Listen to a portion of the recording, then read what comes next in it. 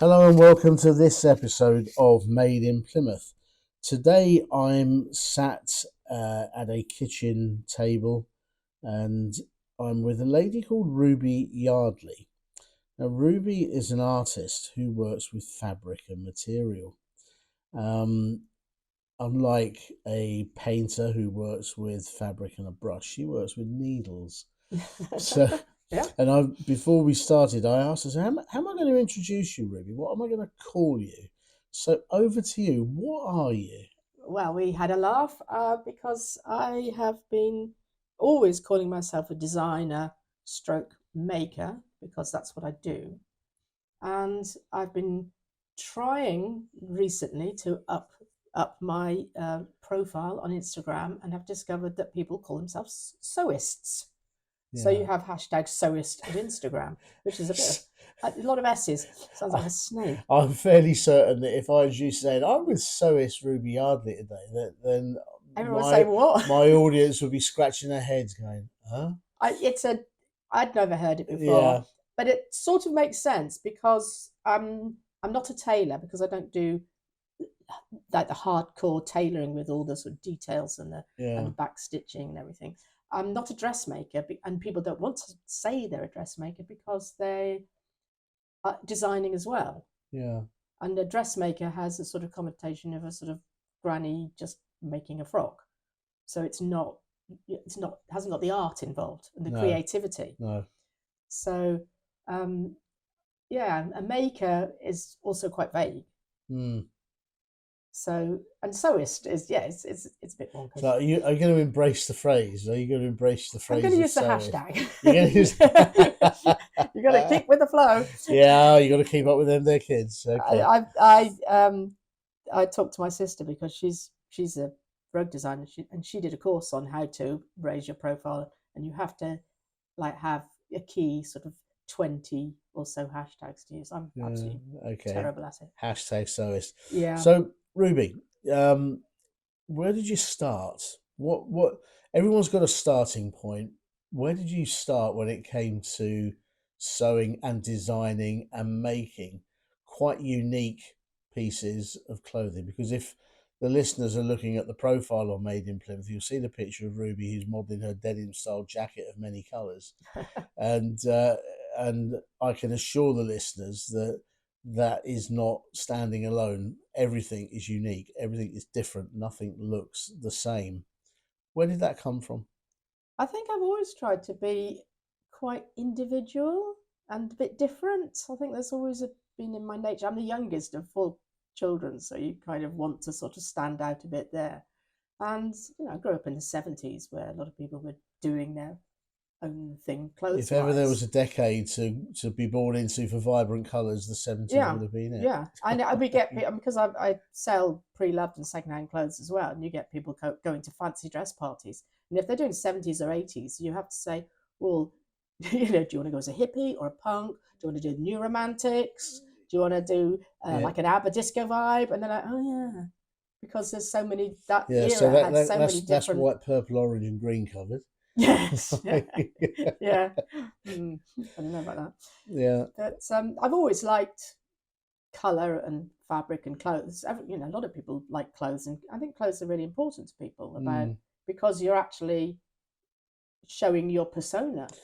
Do you think you lead the market, or when I say lead the market, that you bring something together, put it on a hanger on a rail, and people kind of follow it, and go, hey, that's really nice, or are you following other designs? Because I'm looking at what you've done, and there's a distinct uniqueness for me. I'm very staid when it comes to how I dress.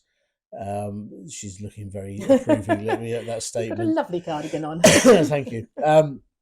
But it, the demand, did you find it by accident or by design? I've been doing this I've been doing Totnes Market now for nearly 20 years, and before then I was in London for another 15, making things and selling.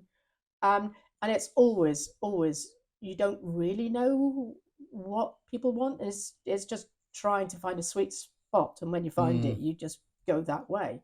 I don't like double guessing people. I don't like following trends. but you sort of do to a certain degree have Yeah. to, because you have to go with what people want to buy.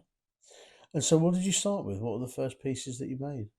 Way back, I used to make clothes for myself, and then I was in a band, and we were moderately successful. And I used to make. Would the listening public know this band by its name? No, they wouldn't, but we were signed to CBS, and I have recorded at Abbey Road, Really? yeah, and You kept that one sung quiet. at Ronnie Scott's and what have you. Okay. Oh yeah, yeah, Right. I was very nearly famous.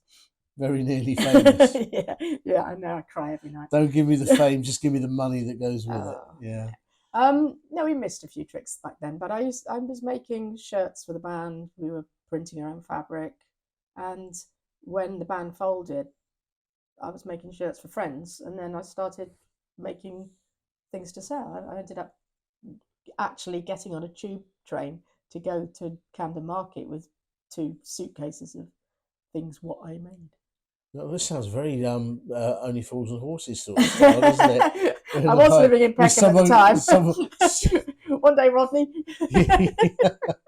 No, very close. So from that grew. You were talking earlier that you spent another period making hats. Yes, I ended up.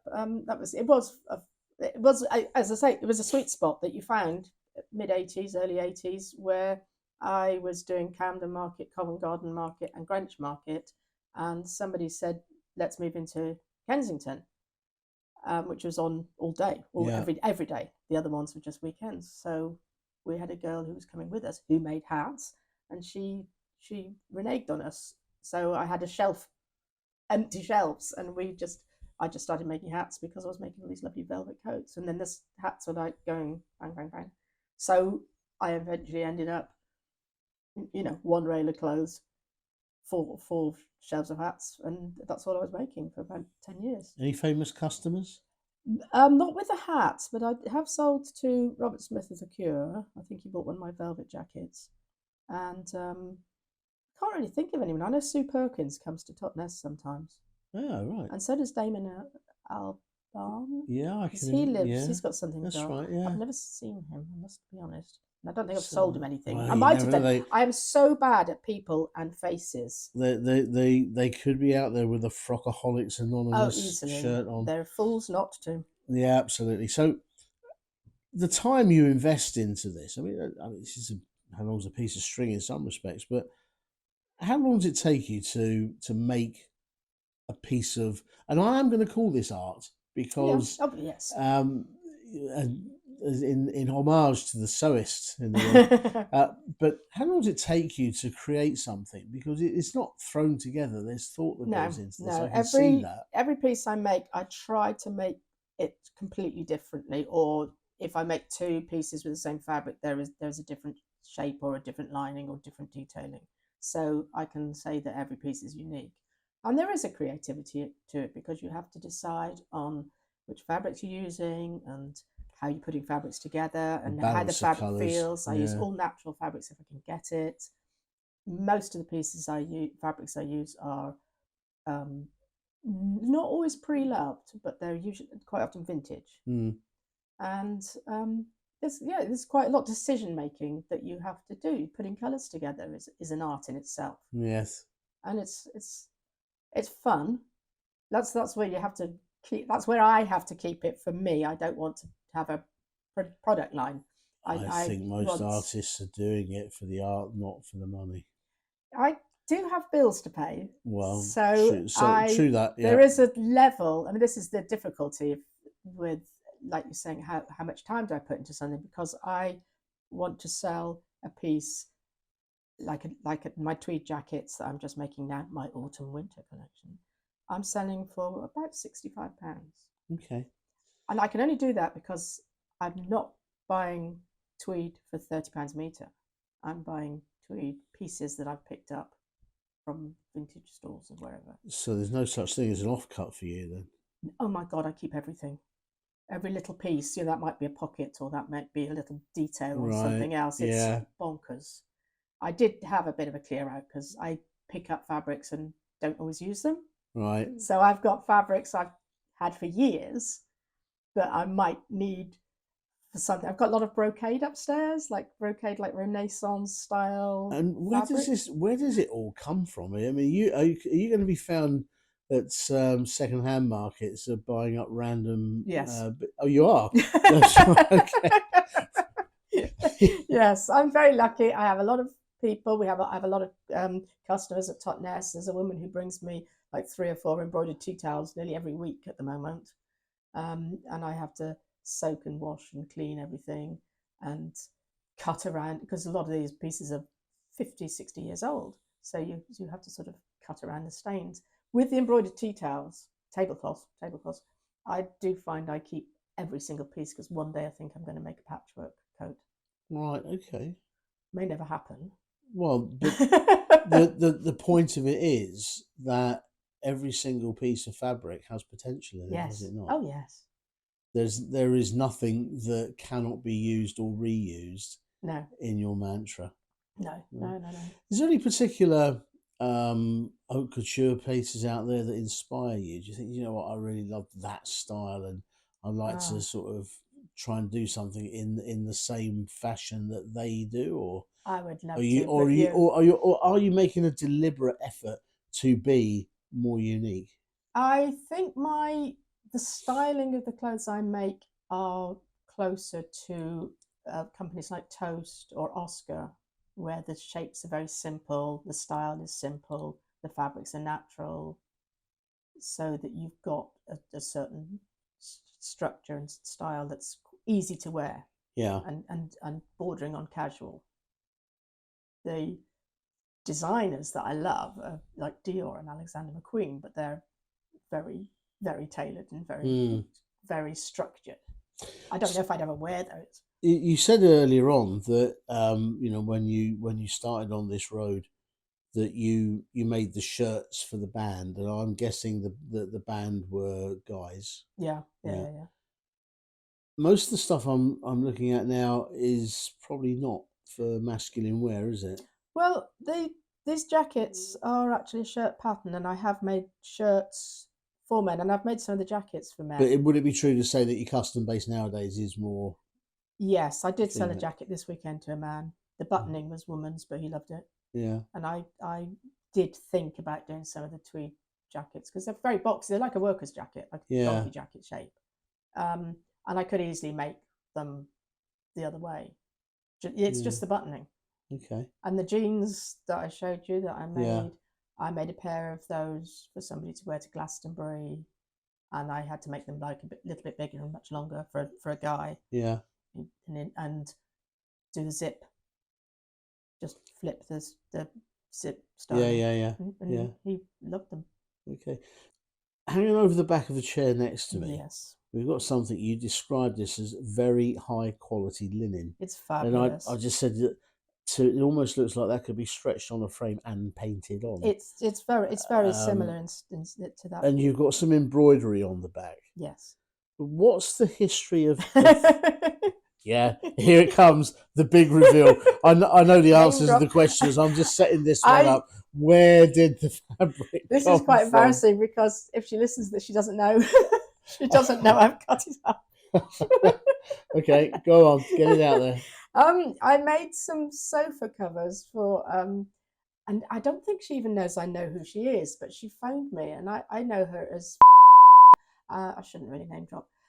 Gave me a sofa cover, a very large sofa cover, because she wanted me to copy it for their sofa in London, which and it shrunk slightly, so she couldn't get it back on.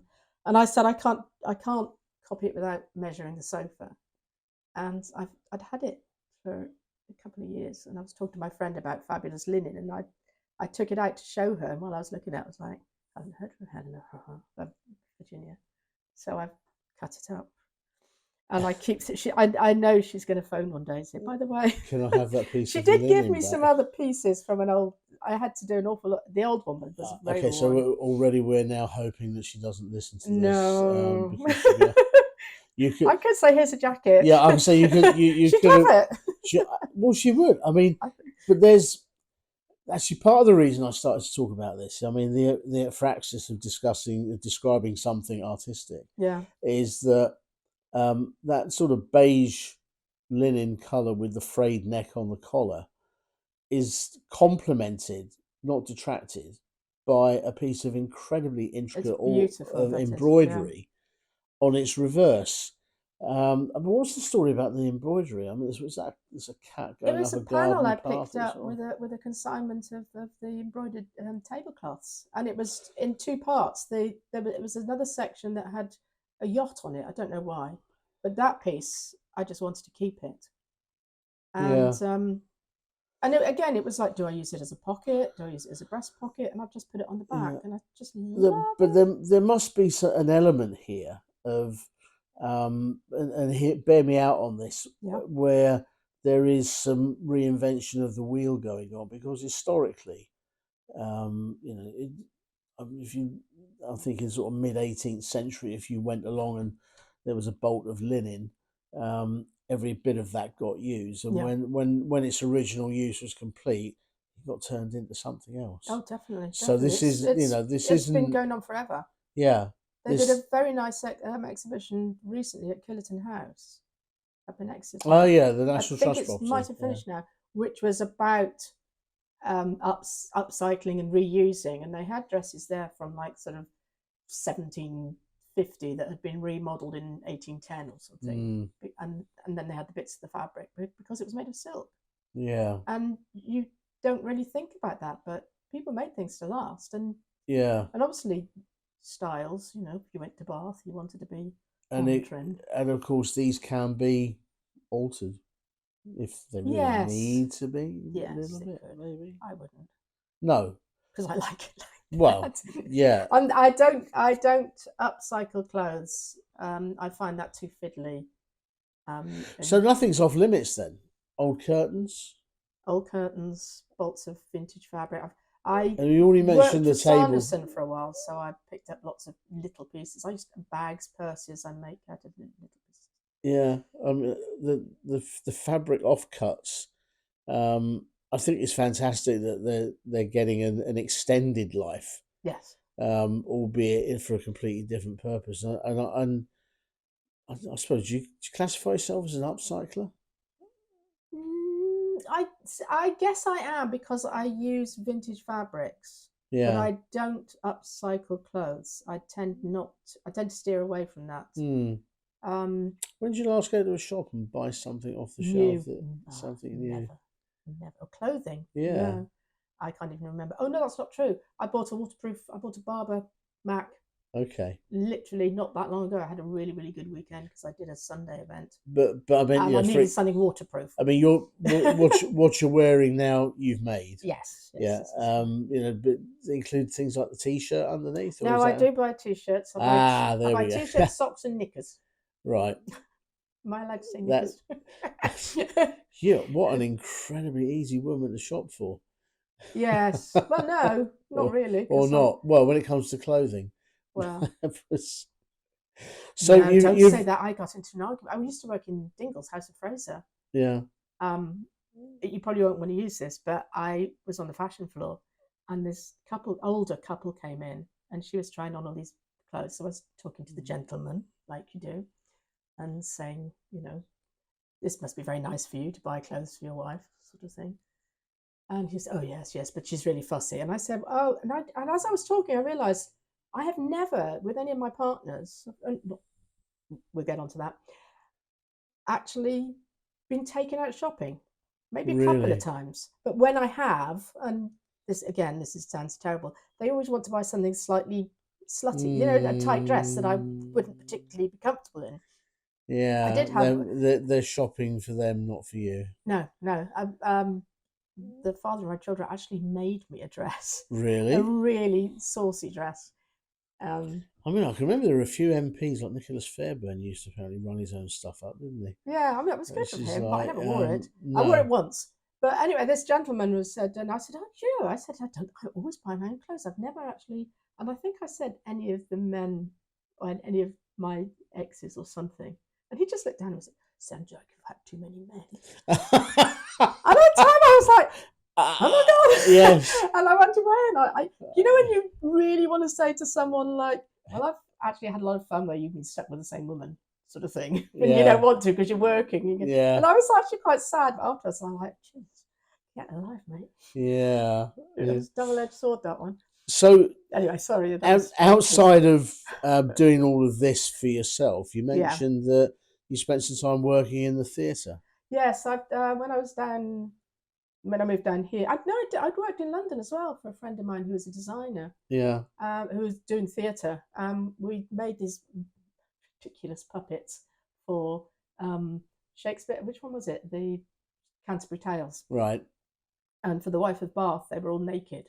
I don't think Okay. I've ever laughed so much in my life trying to work out how big to put the penis and pube on a puppet.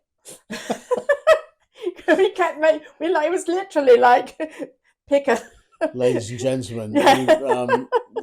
you heard it here first. We were honestly, we made like 6 different sizes. Okay. To These work. are these life size puppets. No, they were good. They were about 2 foot Okay. 6 tall. Right. And yes, and then the breasts were another whole nother game. Yes, that was a lot of fun. I really loved doing that. But what did you do in the At, theatre down here? at the theatre, I did go to the Theatre Royal when TR2 opened the workshops. Yeah. And talked to some of the people in the costumes, which is now closed, sadly.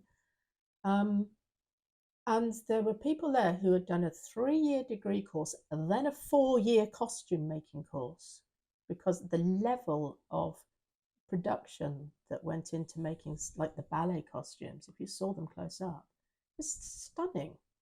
It was just like to make them so detailed, and the work in them was amazing. And I was like, well, I'm not going to get a job here. But I did end up working for several years in the props department, where I did sort of bonkers things like make massive curtains and mended really strange things. I've got some photographs. Did quite a lot of mending and remaking and made lampshades and just quite a lot of sewing, quite basic, but really good fun and really interesting. So, getting to the end of our little chat now, when you look back at your clothes making part of your life, your sewist period, Yes. what regrets do you have? Do you sort of like sit back sometimes and think, gosh, I wish I had 15 people working under me making my designs, or, I wish I'd sort of gone this way or that way.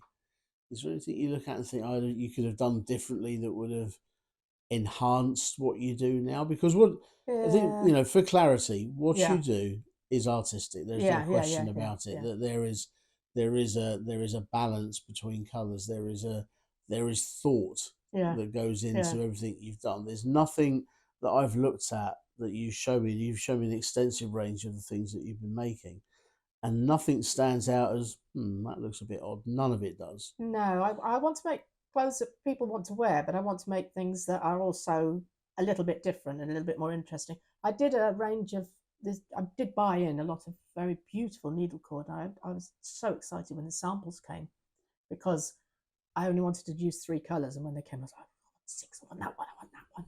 And I've sort of worked them up. Yeah.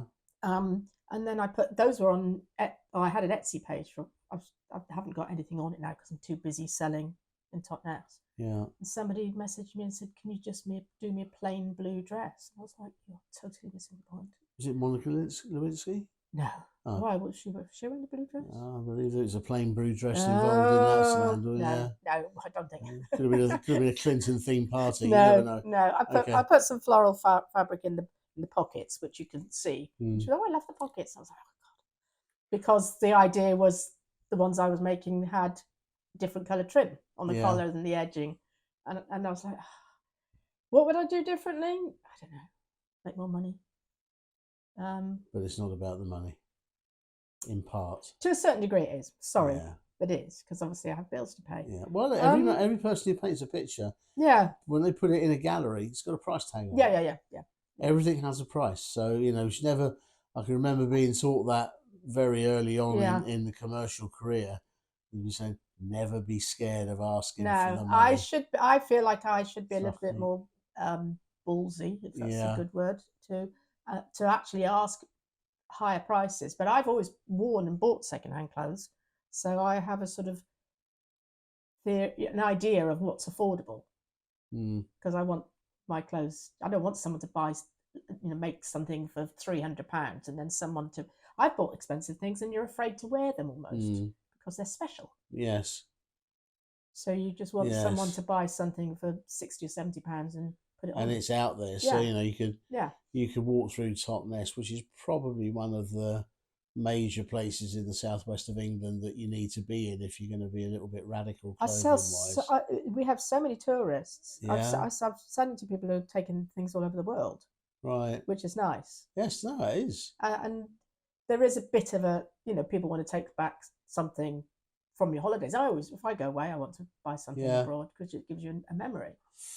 So I think my things are on the borderline of being a bit bonkers, yeah, but but not no, it's, but no, not tie dyed. no, not totally out there. No, No, no, you, if you did more for men, I could yeah, wear yeah. your denim.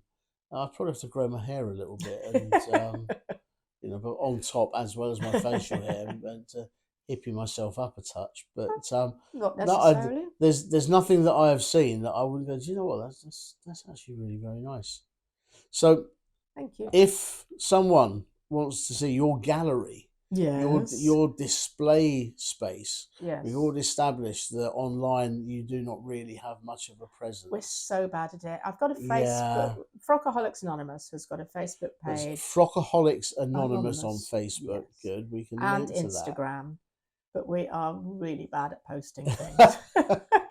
But the best shop window is to Is go to come to Totnes Totnes, Market. yes, yeah, yeah. Is that the Friday or the Saturday Friday and market? Saturday, So you 2 do the days a week. Friday and Yeah. Saturday market at Totnes, and you can see Ruby's handcrafted Oh, yes, coats of many colours yes, with their little and Frockaholics lots of, Anonymous yeah, label, hand sewn by Ruby. every piece. Next time you get those labels made up, you're going to have to put Oh, hand sewn by so yeah, Ruby brackets sewists sewist. Yeah. of Devon. So I you do a lot need of made in Devon made in hashtags. I have to Devon. change to made in Right. Plymouth especially. But Ruby, yeah, thank you very much for your thank time you. today. Thank you.